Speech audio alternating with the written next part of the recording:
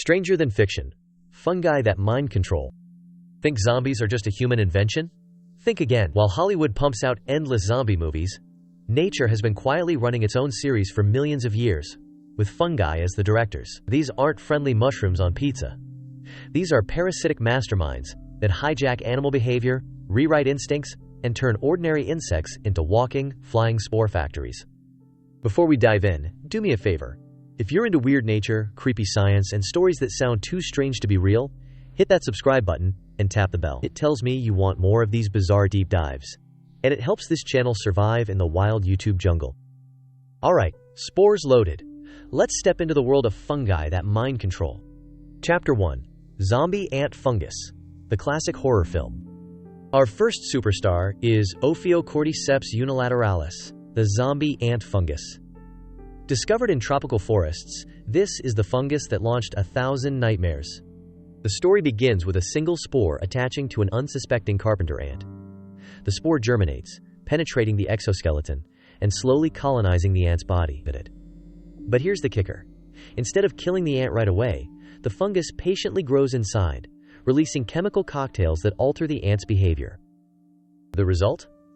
The ant abandons its colony, climbs up vegetation, and bites into a leaf vein in what researchers call the death grip.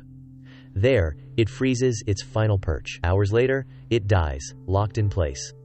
And then comes the showstopper. A fungal stalk bursts from the back of its head, showering spores onto ants below. It's so grisly and cinematic that the creators of The Last of Us borrowed the idea for their cordyceps zombies. Luckily, humans aren't on the menu. This fungus is picky, but for ants, it's a daily horror movie directed by fungi. Chapter 2. Cicada Body Snatchers. Party till you fall apart. If the zombie ant is grim, the cicada fungus Massospora is pure dark comedy. When it infects a cicada, the fungus slowly replaces the insect's abdomen with a chalky white mass of spores. Sometimes the entire back half of the cicada crumbles away, and yet the cicada keeps moving. Even stranger. The fungus pumps the cicada full of chemicals similar to amphetamines and hallucinogens. Infected cicadas become hyperactive, flying around endlessly and trying to mate non-stop.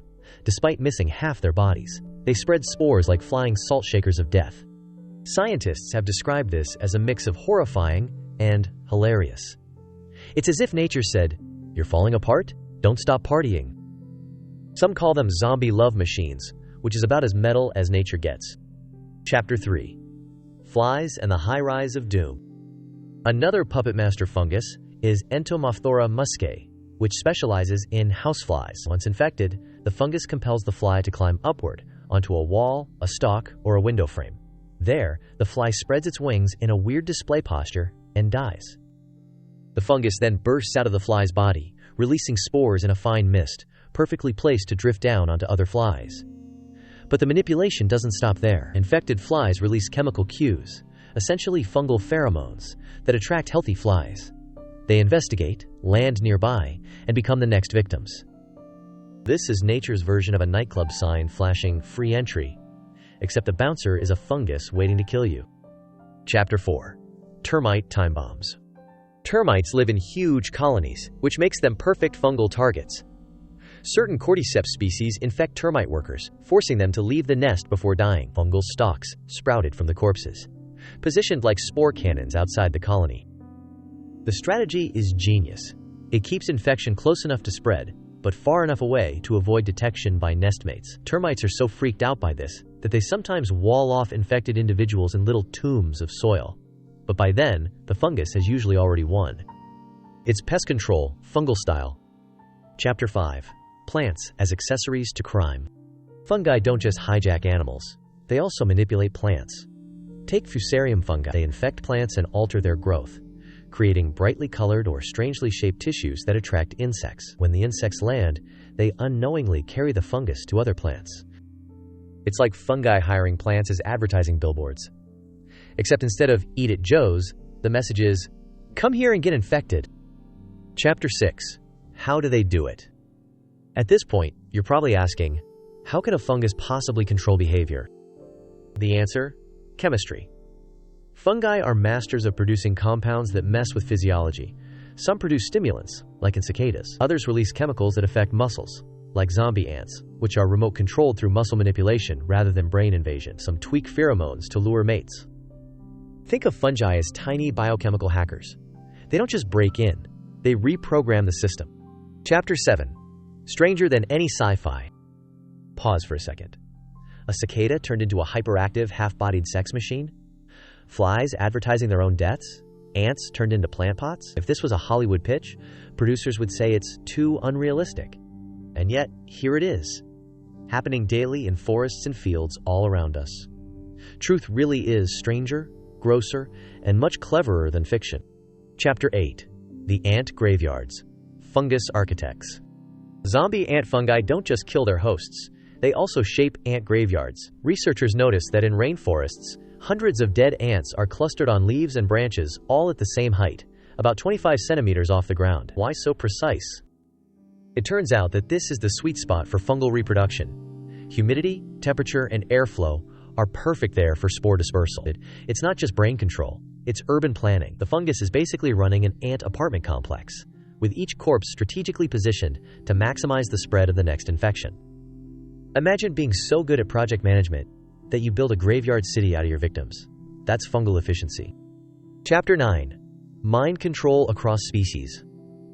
While most famous cases involve insects, fungi have dabbled in manipulating other creatures too. Some parasitic fungi infect spiders, forcing them to abandon their normal orb webs and instead build small, sturdy, death webs. The fungus then kills the spider and grows from its body, suspended in the very trap it forced the spider to make. It's the equivalent of making your victim build its own coffin with silk curtains.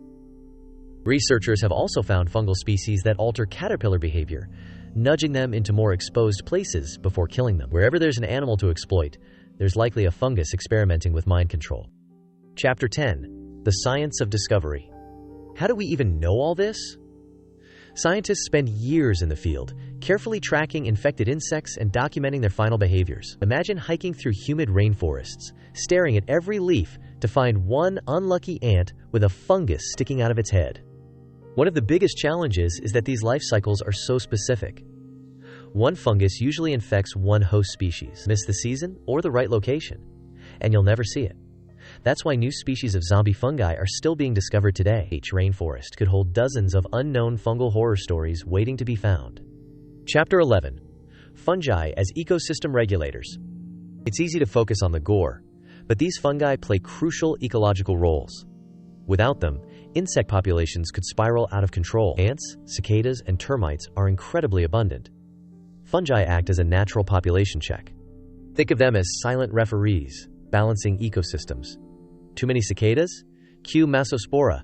Termite colony booming? Here comes cordyceps. Without fungi, forests might collapse under the weight of uncontrolled insect armies. So yes, they're creepy. But they're also ecosystem heroes. Chapter 12. Humans and fungal fear. The idea of fungi controlling minds isn't just fascinating, it also terrifies us. From folklore to video games, fungi have often been portrayed as sinister. Why? Because the concept of losing control is one of our deepest fears. But here's the irony. Many fungi are actually beneficial. Yeast gives us bread and beer. Penicillium gave us penicillin. Some fungi even help plants grow by forming partnerships with their roots. So while zombie fungi get all the horror movie fame, most fungi are harmless, or even life-saving. It's the few oddballs that make nature's strangest headlines. Chapter 13. Fungi as future medicine? Here's a twist. The same fungi that horrify us could also save us. Some compounds produced by these parasites have unique bioactive properties. Scientists are studying whether they can be used to fight bacteria, viruses, or even cancer.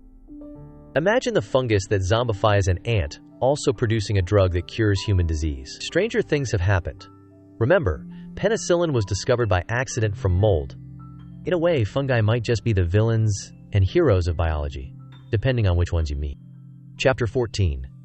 Stranger than any alien. We often imagine alien invasions as little green men descending in spaceships. But if aliens wanted to conquer Earth, fungi already wrote the blueprint.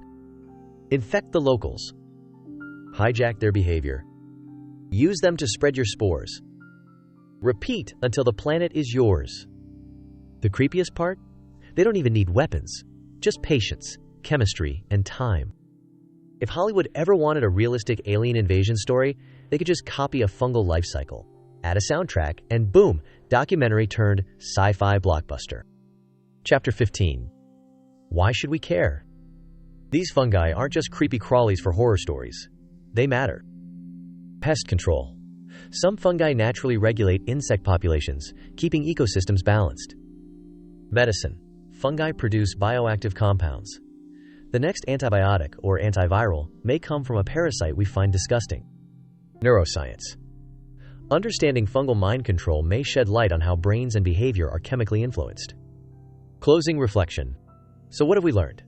Fungi are the unsung masterminds of manipulation, turning ants into graveyard gardeners, making cicadas hyperactive mating zombies, sending flies on final climbs to spore-blasting stages, weakening termite colonies from within, and even tricking plants into being their billboards.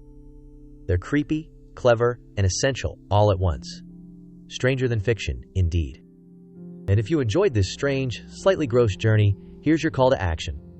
Hit the like button so the algorithm knows you want more weird science. Subscribe if you want to keep discovering the stranger than fiction side of nature. And drop a comment. Which fungal horror story was your favorite? Zombie ants? Glitter cicadas? Or pheromone billboards on flies? Nature doesn't need to invent monsters. It already has fungi, and the next time you walk through a forest and see a mushroom, just remember, somewhere nearby, a fungus might be running its own horror show. So yes, while they're nightmare fuel, they're also nature's laboratories.